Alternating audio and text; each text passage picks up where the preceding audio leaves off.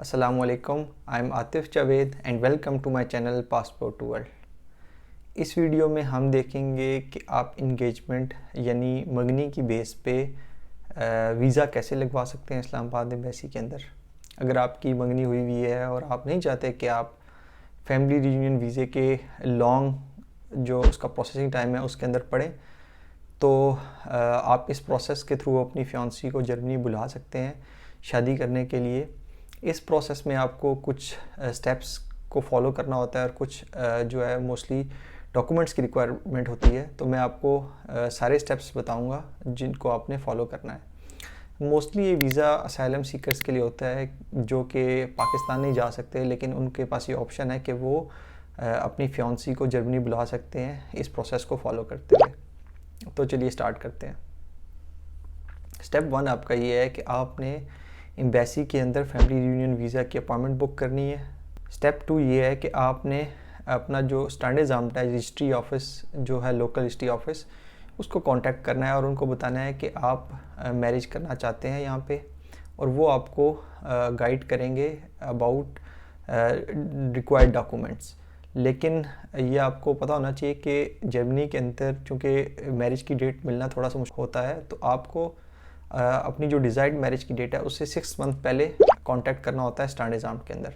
फिर आपने तीसरे स्टेप के अंदर अपने डॉक्यूमेंट्स को गैदर करना है। हर स्टैंडर्ड एग्जाम की डिफरेंट रिक्वायरमेंट होती है जर्मनी के अंदर, लेकिन मोस्टली आपको इन डॉक्यूमेंट्स की ज़रूरत होगी। 2 पासपोर्ट साइज़ फ़ोटोज़ आपको चाहिए। फिर आपको 2 बर्थ सर्टिफिकेट चाहिए, यानी एक दोनों फियांसी का बर्थ सर्टिफिकेट। फिर आपको दोनों का अनमैरिड सर्टिफिकेट चाहिए, और इन केस अगर आपकी शादी पहले से हुई हुई है तो डिवोर्स या डेथ सर्टिफिकेट चाहिए, और दोनों की पासपोर्ट की कॉपी चाहिए, और एडिशनल डॉक्यूमेंट्स आपको स्टैंडर्ड एग्जाम बताएगा। 4th स्टेप के अंदर आप क्या करेंगे कि आपको जिन डॉक्यूमेंट्स की ट्रांसलेशन रिक्वायर्ड है आप उसकी सर्टिफाइड ट्रांसलेटर से उनकी ट्रांसलेशन करवाएंगे, लेकिन एग्जैक्ट किन डॉक्यूमेंट्स की ट्रांसलेशन रिक्वायर्ड है वो आपको स्टैंडर्ड एग्जाम वाले बताएंगे। 5th स्टेप के अंदर आपने स्टैंडर्ड एग्जाम के अंदर अपनी अपॉइंटमेंट बुक करनी है, और ये सारे documents along with translated documents आपने जाना है और अपॉइंटमेंट अटेंड करनी है।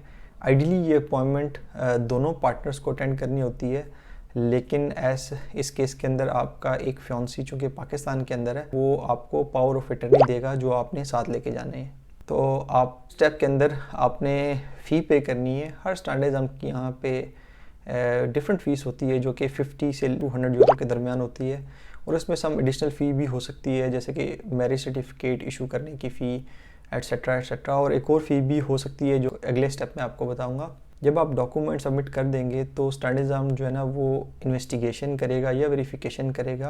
पहली वो ये करेगा आइडेंटिटी चेक करेगा based on your provide documents such as passport और बर्थ सर्टिफिकेट, और फिर वो क्या करेगा कि वो ये चेक करेगा कि आपका जो रिलेशनशिप है वो जेन्युइन है कि नहीं।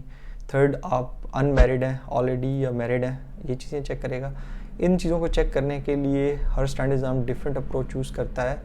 कुछ स्टैंडर्ड एग्जाम क्या करते हैं कि वो आपके डॉक्यूमेंट्स लोकल जो एम्बेसीज़ हैं पाकिस्तान के अंदर या कॉन्सुलेट है वहाँ वो डॉक्यूमेंट्स भेज देंगे, और फिर वही again the process is similar कि लॉयर विजिट करेगा, वो इन्वेस्टिगेशन करेगा अबाउट रिलेशनशिप, कौन से क्वेश्चंस करेगा फिर, और आपकी यूनियन काउंसिल के अंदर जाके बर्थ सर्टिफिकेट की वेरिफिकेशन करेगा और अपनी रिपोर्ट एम्बेसी को सबमिट कर देगा।